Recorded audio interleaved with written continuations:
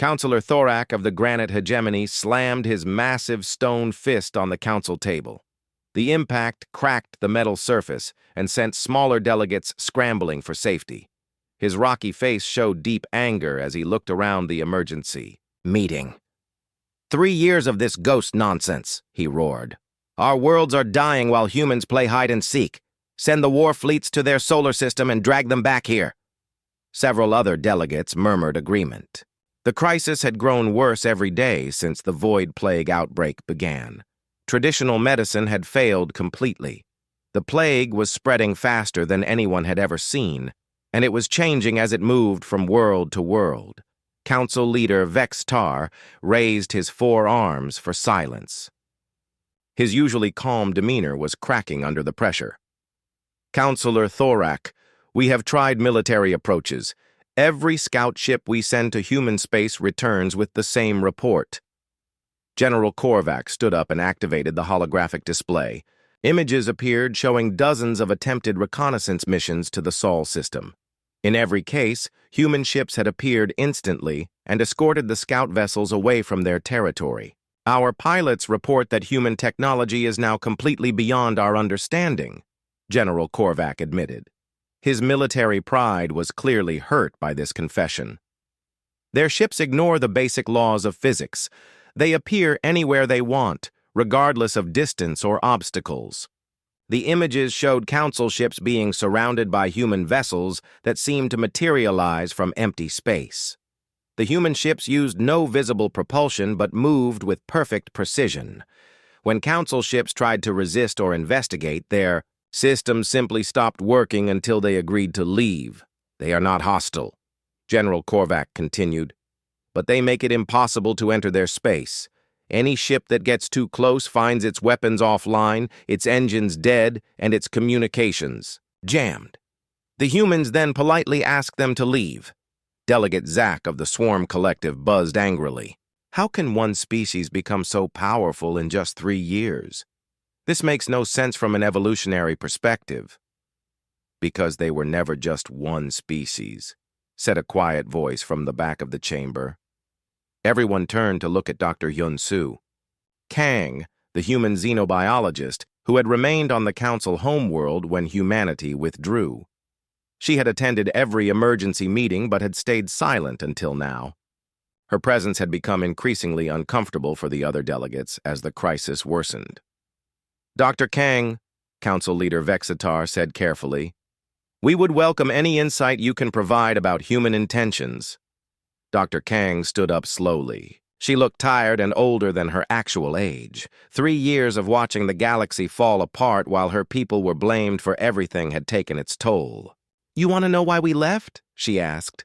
Her voice was steady, but everyone could hear the sadness in it. Because you never understood what you were asking for when you voted to limit us. She walked to the center of the chamber where the holographic display controls were located. With practiced movements, she brought up a new set of data that she had been preparing for months. You wanted humans to be more like you, specialized, predictable, manageable. The display showed evolutionary charts for dozens of galactic species, but that would have meant becoming something we are not. The data was stunning. It showed how each galactic species had evolved to be perfect at one specific type of thinking or problem-solving. The Altarians had developed incredible mathematical abilities. The Skarn had mastered chemistry. The Luminari controlled energy with amazing precision. Every species in this galaxy became specialists over millions of years, Dr. Kang explained. You optimized yourselves for specific tasks and environments. This made you very good at certain things, but it also made you inflexible. She brought up another chart showing problem-solving approaches across different species. The patterns were clear. Each species approached every problem using their specialized method, even when that method was completely wrong for the situation. Humans remained generalists, Dr. Kang continued. We never specialized because our homeworld kept changing. Ice ages, volcanic eruptions, climate shifts, meteor impacts. Species that specialized died out. Only the adaptable ones survived, Shidye showed comparison data from Earth's history.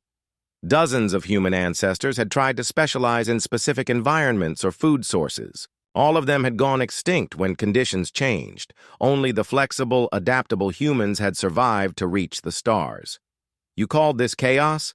You said we were unpredictable and dangerous.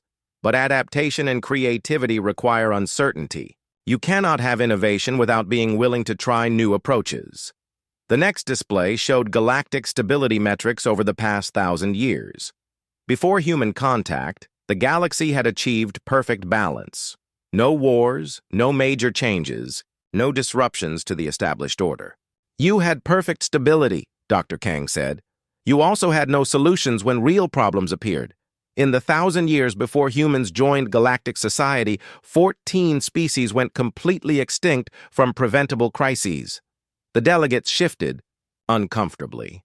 Many of them remembered the lost species, but they had always been told that extinction was natural and unavoidable. Plagues wiped out entire star systems because no species could think beyond their medical specialty. Trade disputes became wars because no one could see the other side's perspective. Environmental disasters destroyed worlds because each species only understood their piece of the ecosystem. Dr. Kang brought up the final chart showing extinction rates during the 50 years of human involvement in galactic affairs. The number was 0. Not a single species had been lost while humans were active members of galactic society. "We did not make your galaxy more dangerous," she said firmly. "We made it more alive. We brought change and growth and the ability to solve problems that seemed impossible." Suddenly, alarm systems began blaring throughout the council station. Emergency lights flashed red as automated voices announced a critical situation. The void plague had reached the council homeworld itself and was spreading through the station's biomechanical systems. Council leader Vextar's 4 eyes went wide, with terror as he felt the first symptoms affecting his own body. The plague was attacking the quantum biological systems that kept the massive space station operational. Within hours, the entire facility would shut down. "The plague has mutated again," reported Chief Medical Officer Vrak. "It is no longer just biological. It has learned to attack quantum mechanical systems. Our technology is being infected along with our bodies." Dr. Kang watched the panic spreading through the chamber. "This is what happens when specialists try to solve generalist problems," she said sadly. "The plague combines biology, quantum physics, and information theory.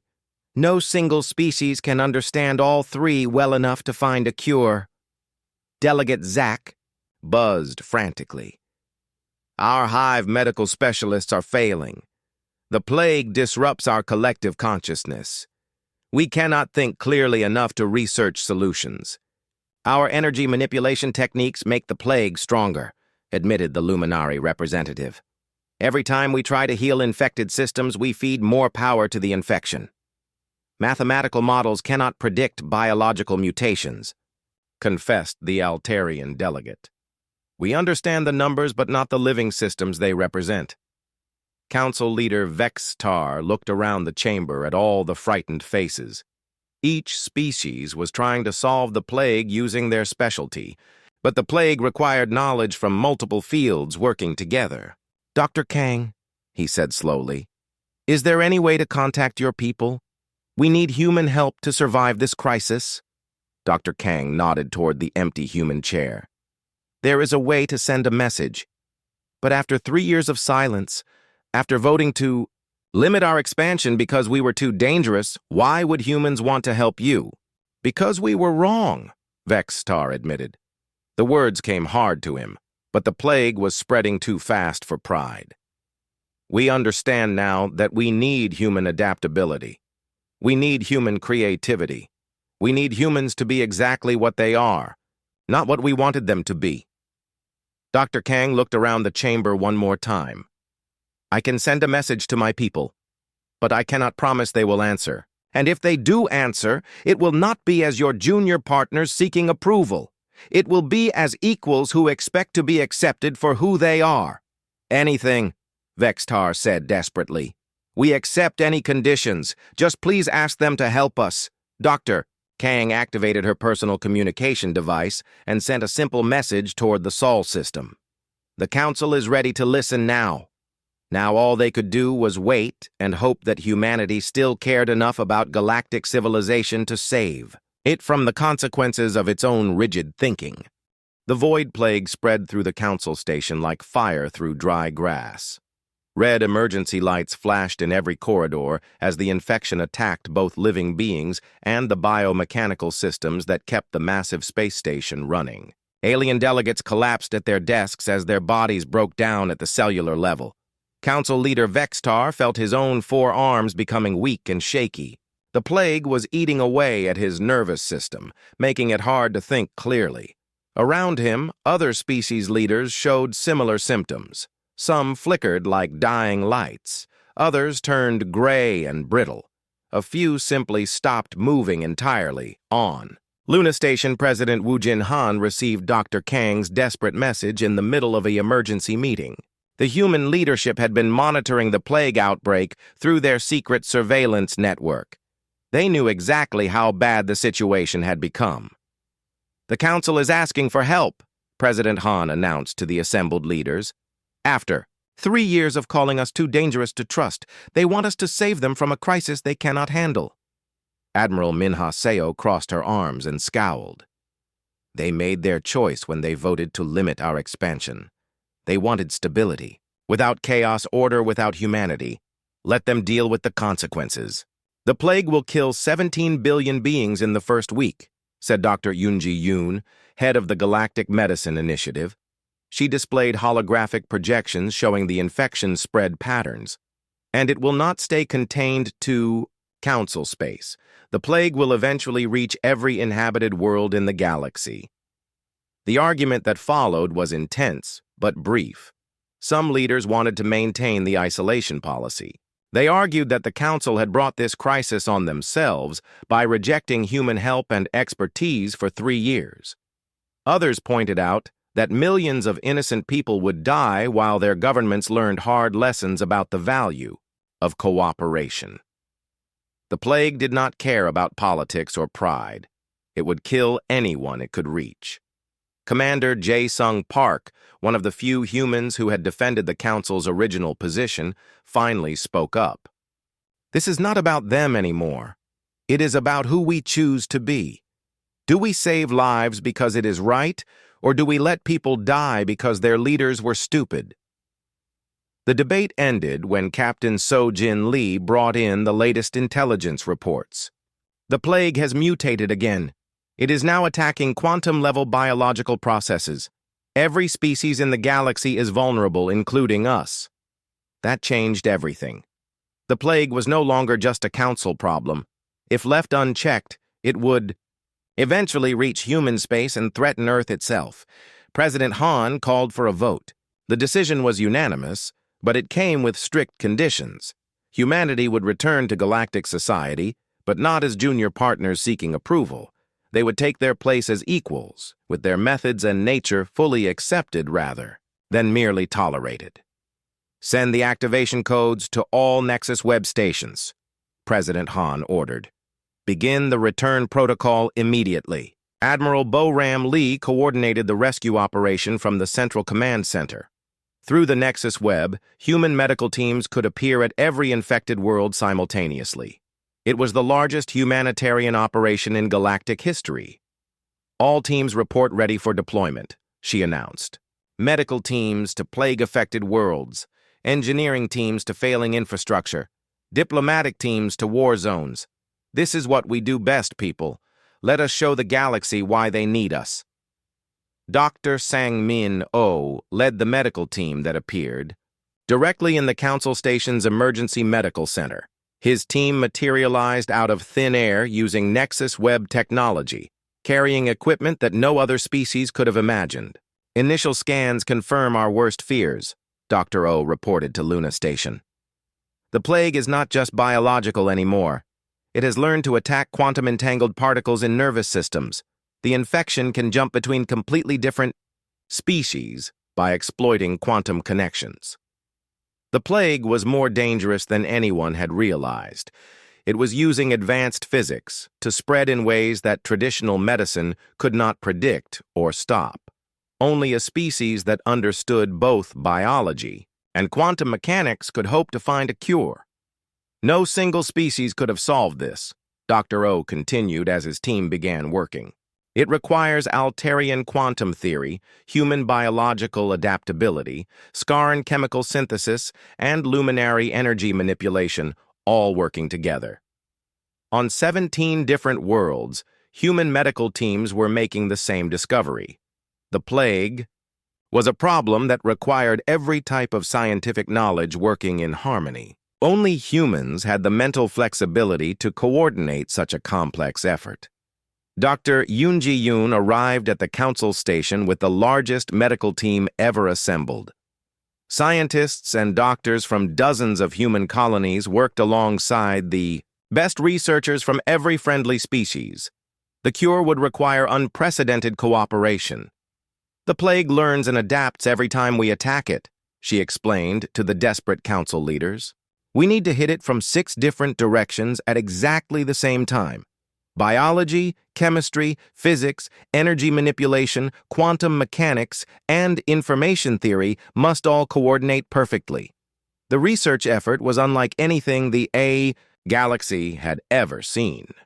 Human scientists served as coordinators, helping specialists from different species communicate and combine their knowledge. Altarian mathematicians worked with Verdani biologists. Scarn chemists collaborated with luminary energy masters.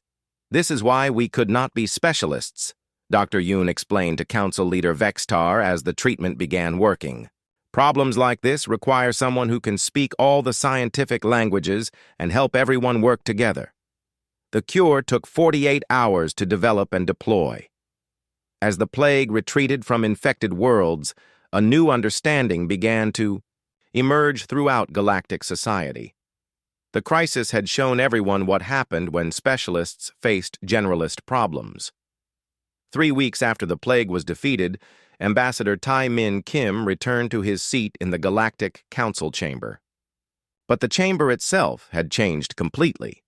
Instead of rigid hierarchical seating, species were now arranged in dynamic clusters that shifted based on the topic being discussed. Human facilitators moved throughout the chamber, helping different species communicate and understand each other. The old system of formal debates had been replaced with collaborative problem-solving sessions. We never wanted to rule the galaxy, Ambassador Kim said in his first speech to the reformed council.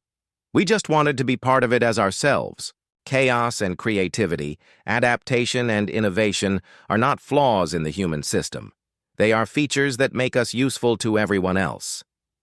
The new Galactic Confederation Charter was signed by every member species. It officially recognized that diversity of thinking was essential for solving complex problems. No species would be asked to change their fundamental nature to fit in. Humans were given a unique role in the new system. They would not be leaders or followers, but facilitators who helped others reach their potential. The human gift for seeing connections and bridging differences became officially valued rather than feared. The galaxy is no longer stable in the old sense, Ambassador Kim observed as the first session of the new Confederation began. It is something better now. It is resilient, adaptive, and alive with possibility. Trade routes reopened with human logistics coordination. Research projects resumed with human scientists helping specialists collaborate. Peace negotiations succeeded with human mediators bridging cultural gaps. The Nexus Web became a shared galactic resource, allowing instant communication and transportation throughout known space. Human engineering teams worked with other species to extend the network to every inhabited world. We learned something important during this crisis, Council Leader Vextar admitted in a private conversation with Ambassador Kim. Perfection and stability are not the same thing as strength and health. A galaxy that cannot change is a galaxy that cannot survive. 6 months later, the galactic civilization was stronger and more vibrant than it had ever been. New technologies emerged from cross-species collaboration. Old conflicts ended as communication improved. Exploration resumed as different species combined their strengths. At the heart of it all was a species that had refused to be anything other than magnificently, chaotically human. They had shown the galaxy that sometimes the greatest strength comes from accepting others exactly as they are. The massive doors of the Galactic Council chamber opened with their usual deep hum. Jinho Park walked through them for what he knew would be the last time. His human footsteps echoed differently than the clicking, sliding, and padding sounds made by the alien council members. After 30 years of attending these meetings, he had grown used to being the only one of his kind in the room. The chamber itself was built for giants. The ceiling stretched so high that clouds sometimes formed. Near the top on humid days, the seats were designed for the largest species in the galaxy, which meant humans always looked small sitting in them. Jinho had stopped caring about that long ago. Today he carried a simple briefcase and wore his best diplomatic suit.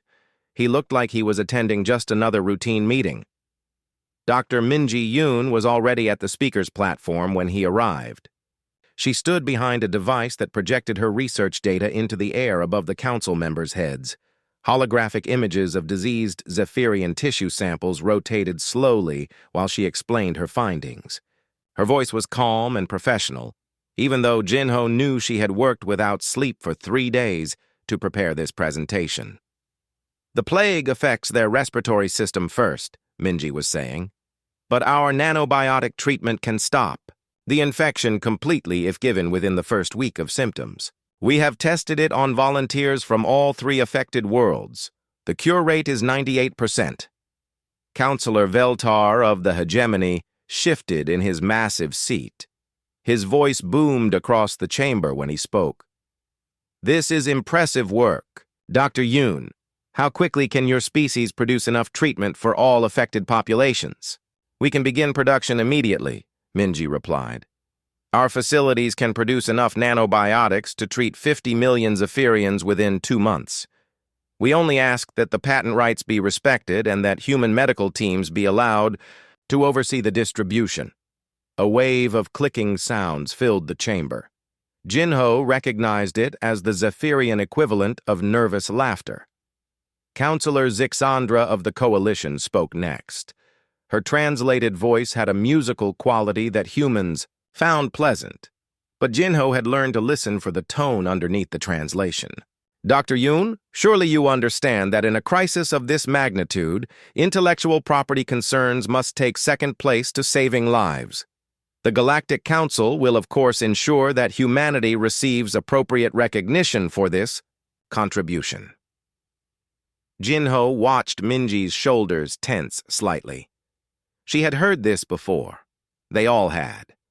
Appropriate recognition usually meant a ceremonial medal and a brief mention in council records. Meanwhile, other species would reverse engineer the nanobiotics and claim they had discovered the process independently. With respect, Counselor, Minji said, this is not just about recognition. The nanobiotic production process requires precise calibration for each species. Without proper oversight, the treatment could be ineffective or even harmful. The chamber filled with various alien sounds of discussion. Some species whistled when they were thinking. Others made low humming noises. The Kellery delegation produced sharp barking sounds that their translators rendered as polite disagreement. Counselor Ramesh of the Scientific Consortium raised one of his 4 arms to request attention. The Council appreciates human expertise, naturally. However, we have our own medical specialists who can surely manage the production process. Perhaps humanity could simply provide the initial formula and allow our more experienced teams to handle the distribution? More experienced teams. Jinho almost smiled at that. Humanity had been developing medical nanobiotics for less than 50 years, but they had already surpassed alien medical technology that had remained unchanged for centuries. The Galactic Council's idea of experience was doing the same things, the same way for thousands of years. Minji looked back at Jinho. He gave her a small nod. They had discussed this moment many times over the past weeks. She turned back to the council and bowed politely. The human delegation will consider the council's request and provide a response within 3 days, she said. It was a standard diplomatic phrase that meant nothing, and everyone knew it.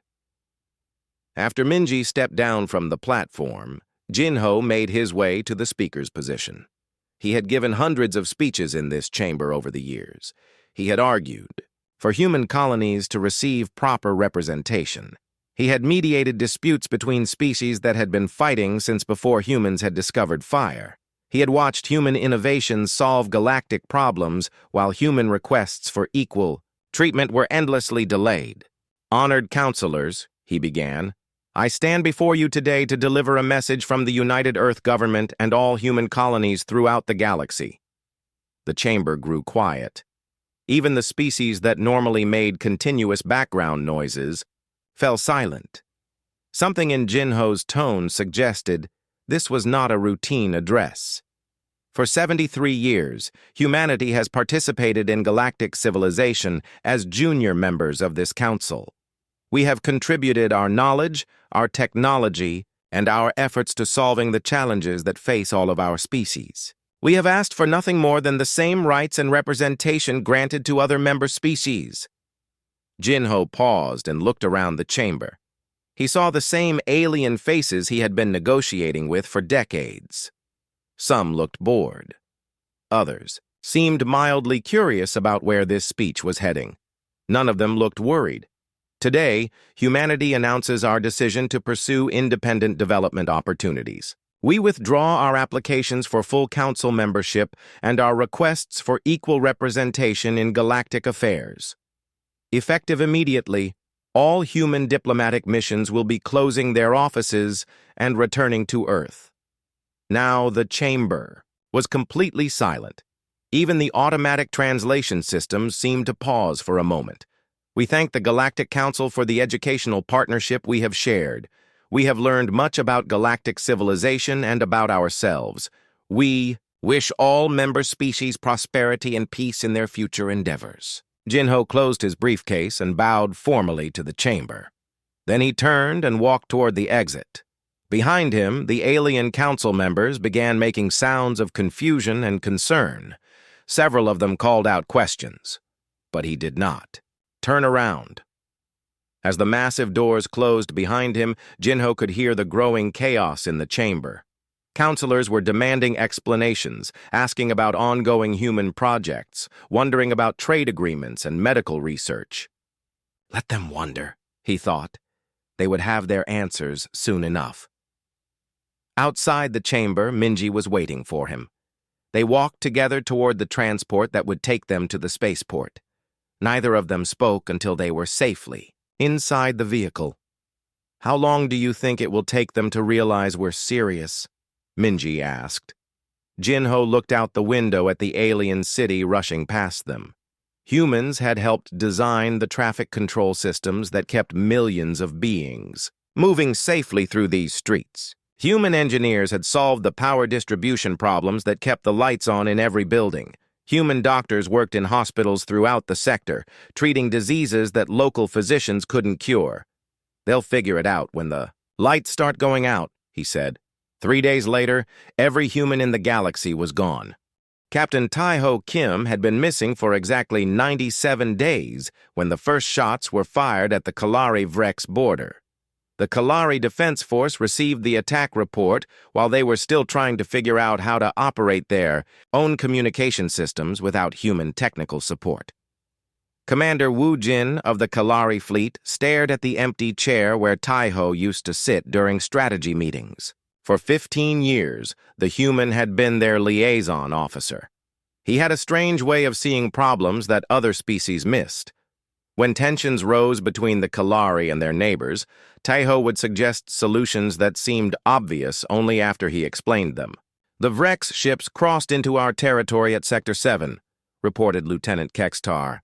"They fired on our patrol vessels without warning.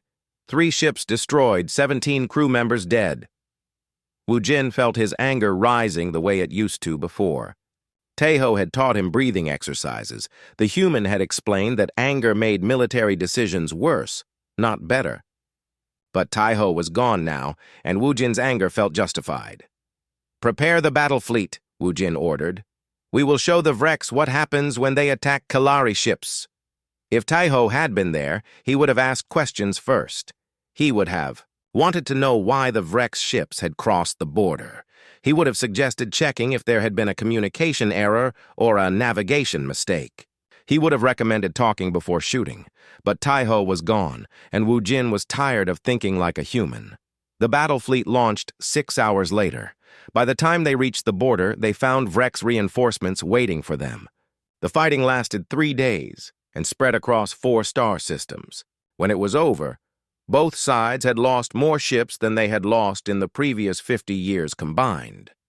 Meanwhile, on the other side of the galaxy, the Nexus trade hub was experiencing its own crisis. The massive space station handled trade between 47 different species. Every day, thousands of cargo ships arrived and departed carrying goods worth trillions of galactic credits. The hub had been running smoothly for decades, using systems designed by Commander Su-Yung Lee.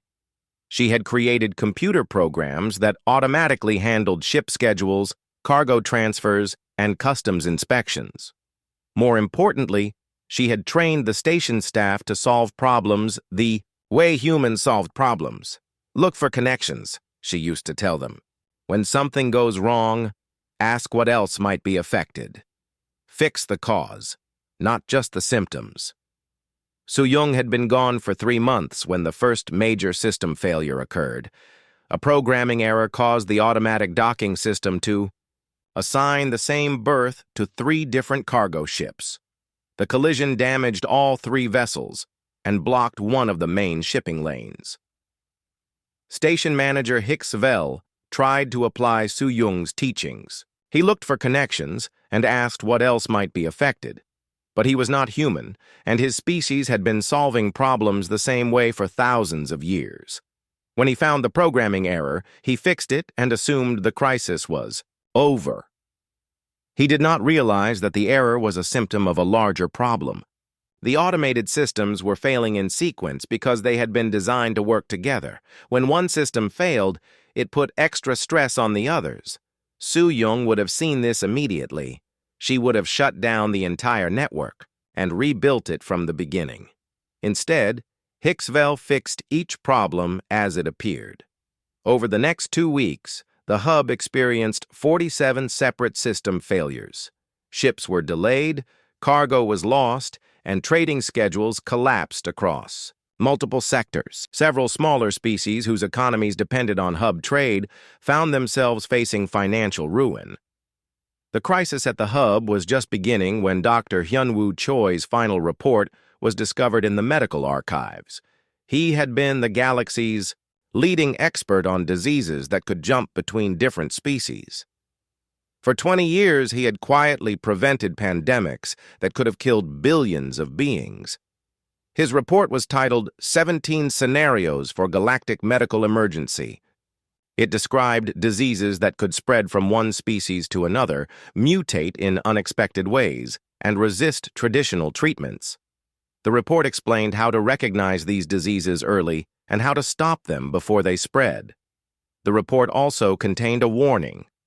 Without human medical knowledge and nanobiotic technology, the galaxy was not prepared to handle any of the 17 scenarios. Dr. Mirai of the Zephyrian Medical Council read the report with growing horror.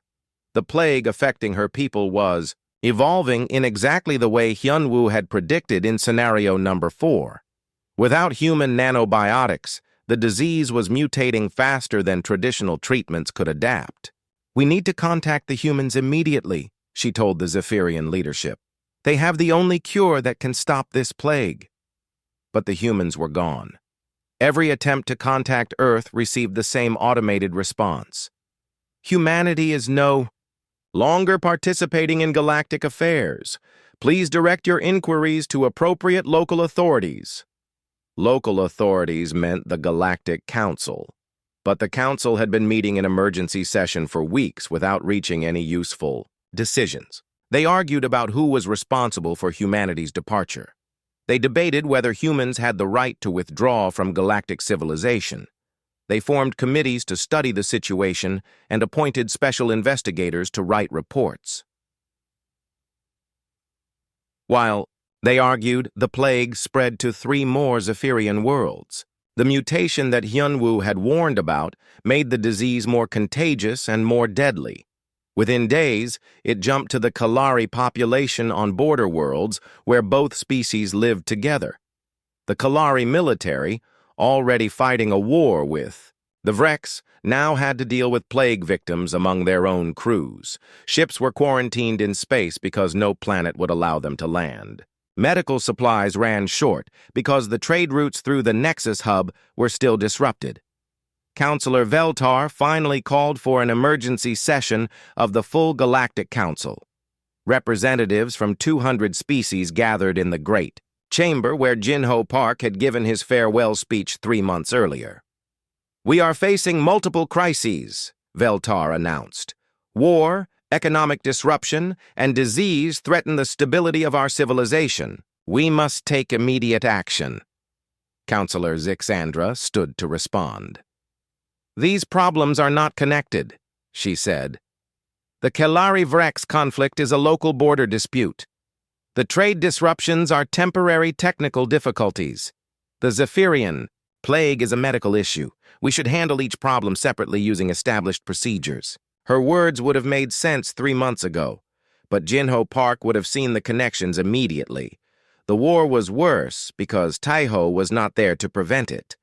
The trade system was failing because Suyung was not there to maintain it. The plague was spreading because Hyunwoo was not there to stop it. All of these problems were connected by the same cause. Humanity was gone.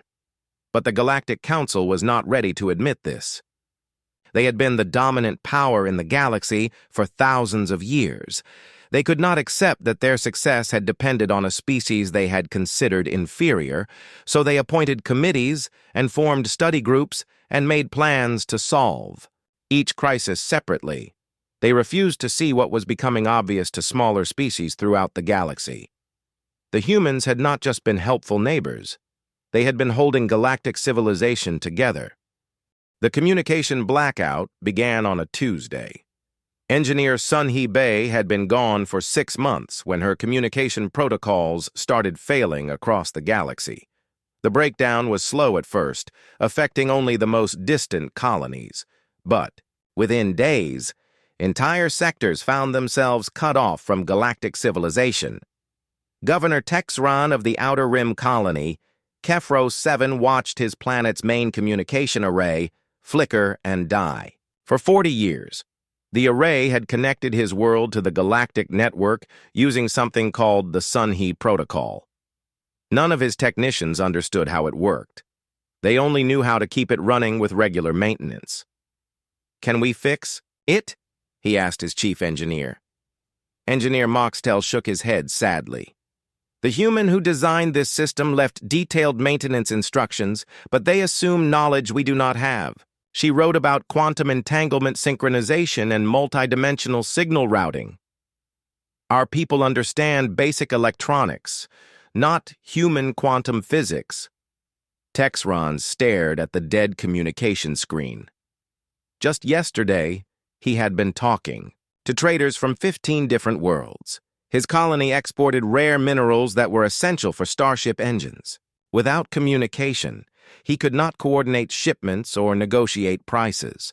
Without trade, his people would have no way to buy food and medicine from other worlds. "How long can we survive on our own?" he asked. Moxtel checked his calculations. "Maybe 8 months if we ration everything carefully.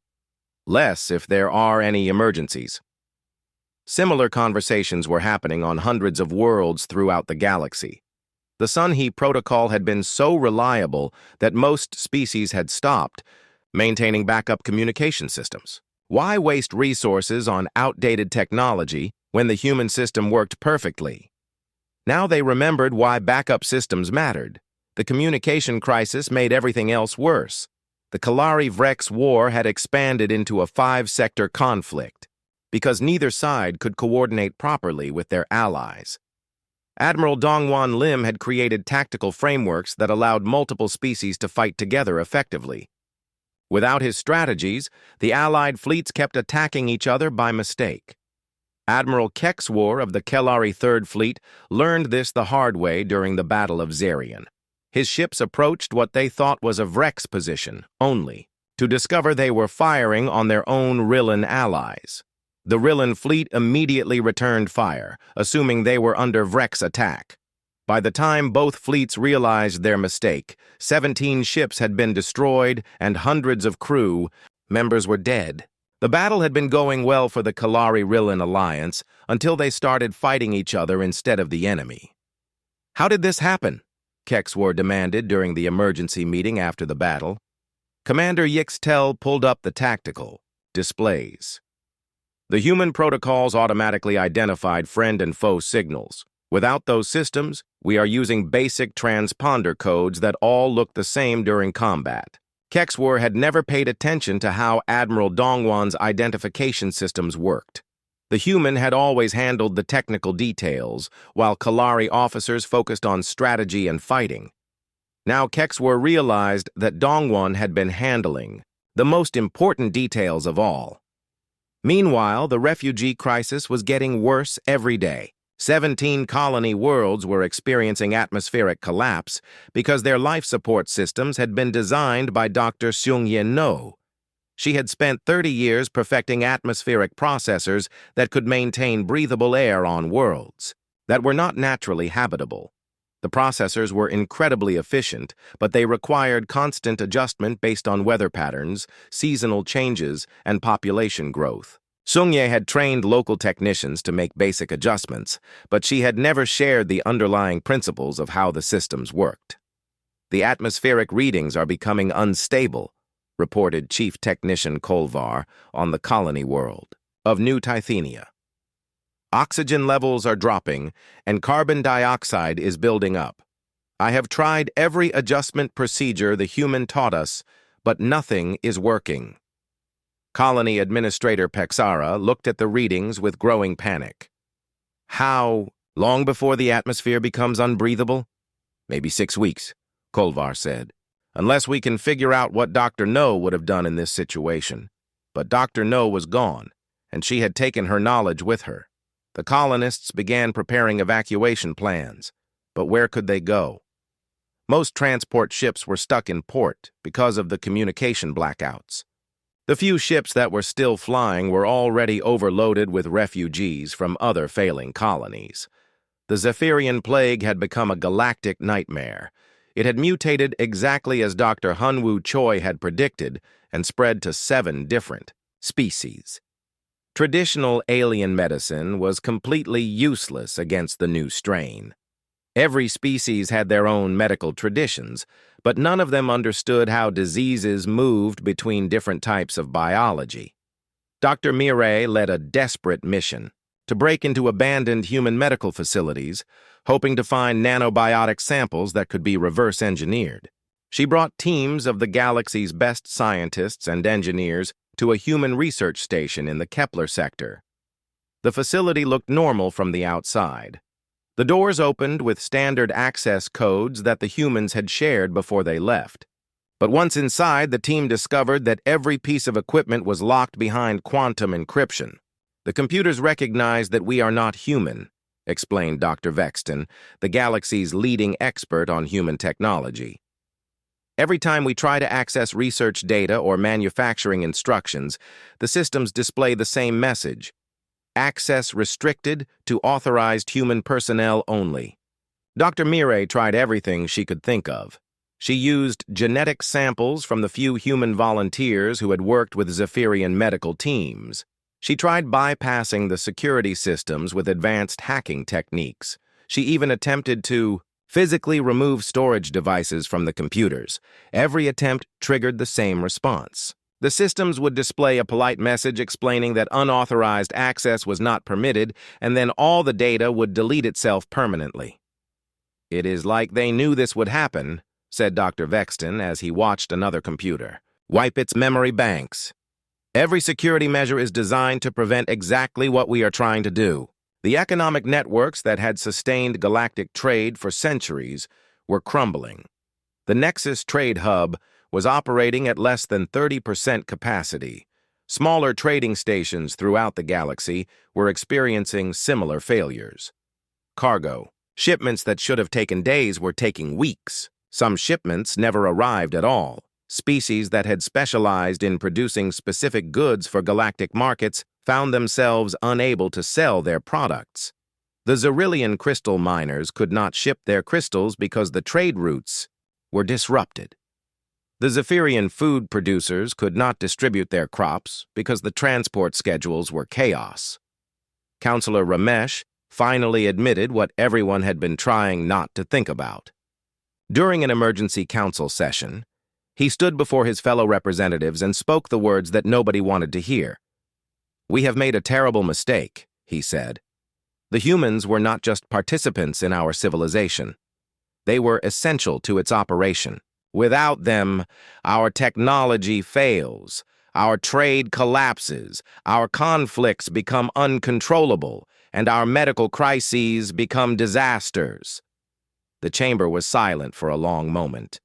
Then Counselor Veltar spoke in a voice that sounded older than his. "Years. What are you suggesting, Ramesh?" "I am suggesting that we need to ask the humans to come back.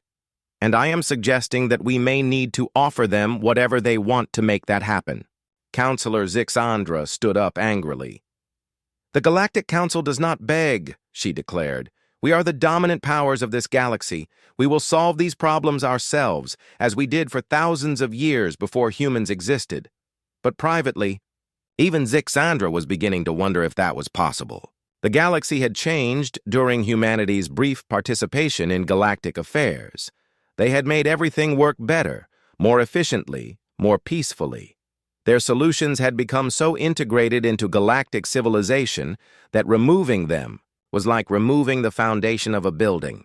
The structure was still standing, but cracks were appearing everywhere, and those cracks were getting bigger every day.